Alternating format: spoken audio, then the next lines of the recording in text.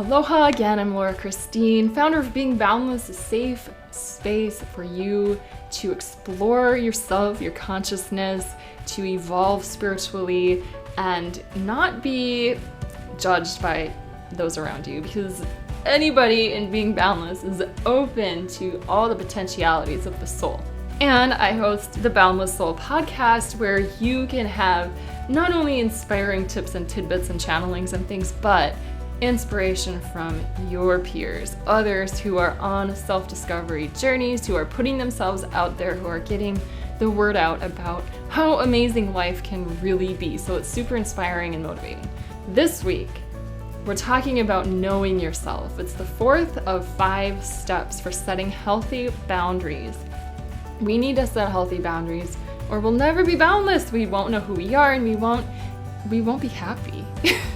That's just kind of it. So this one really goes along with last week's, which I'll put in the description below, which was self-love. This is, you've got to know yourself.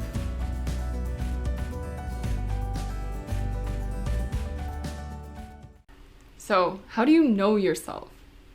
Because it's not taught in school. I didn't have the subject, how to know myself, when I was going to school. But you know yourself by looking into your own consciousness, your own feelings, your own beliefs, recognizing whether or not they actually are yours. It's by exploring. Again, that's why I started Being Boundless. It's like really hard to explore the self without a safe space to do it. And that is what Being Boundless is all about. We are not here to be people pleasers. We are not here to suffer through life. We're here to discover more and more about how wonderful life can be. So, knowing yourself. Well, of course, an easy way for me to always explain is through numerology, because it does reveal so much about what your soul came in to this earth to do and experience.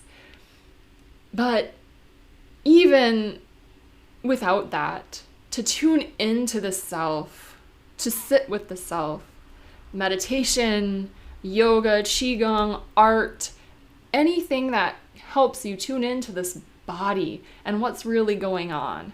Being honest with yourself is so important, but it's hard to be honest with ourselves when we haven't been taught how to do that, and when it matters so much what the outside might think. And I don't know about you, but this is something that I've struggled with for a long time, a major part of my life. Well, they're not gonna like it, so I'm gonna just not say anything, or I'm gonna ignore these red flags because, maybe I just don't know. Maybe I'm just overreacting. I don't trust myself anyway. We'll get to that. We'll get to self-trust. But to know yourself, you've got to look. Here's the cool thing. No matter what you do, whether you use the Kundalini yoga stuff that I've used to know myself so much better, whatever you do, when you get to know yourself, you will automatically switch on that higher self-love. Because to know you is to love you. And to know you is to know you as your higher self. It will shine through when you look. When you look at what's truly you, you will see glimpses at first of that higher aspect of you. And then they'll shine through more and more and more the more attention you give them. It's just that same thing about the law of attraction. What you give attention to, you're going to receive more of. So if you give attention to that inner self, that higher self, that soul, you're going to be experiencing life more as that expanded self, rather than I don't want to say smaller self, but you know what I mean, right? The limited self, the self that we've put limits on, that we've learned, the conditions, the programmings, any of that. So to know yourself is to love yourself, but to know you, you have to look. A safe space to look is really important, because I gotta tell you, I've had a lot of things about myself that I have hated, but I don't anymore.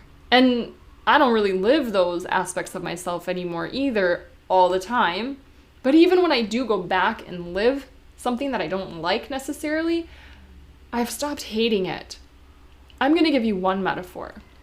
When you start to look at yourself, what you're doing is you're looking into your subconscious. So all the things that you've picked up from early childhood between the age of 0 and 7 or a little longer, and then traumatic events through your life as well. When you start to look at that stuff, you might not like what you see necessarily.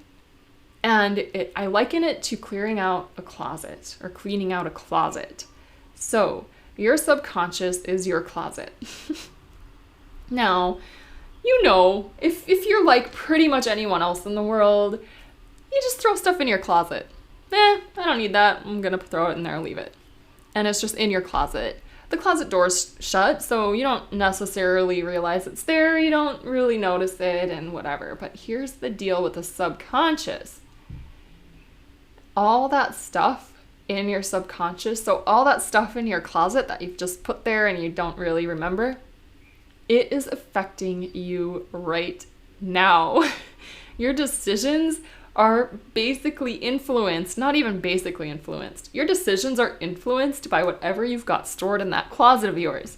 Now, when you start to clear out your closet, you start taking things out, and it gets so messy, doesn't it? It's a mess. It gets so much worse before it gets better, and this is why some people stop. Because yes, it can be uncomfortable, especially for that ego. The ego wants everything just nice and neat, put away clean, not looking at it, doesn't matter, I'm good. That's my MO when I was younger. But when you start to take out stuff from your closet, it gets really messy. But because you've cleaned a closet before, you know that after that really messy period, it gets better and better and better.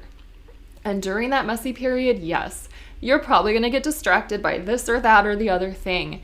That's why it's so much more helpful to have somebody with you when you're clearing out your physical closet, because they're not attached to the things that are coming out of your closet, right?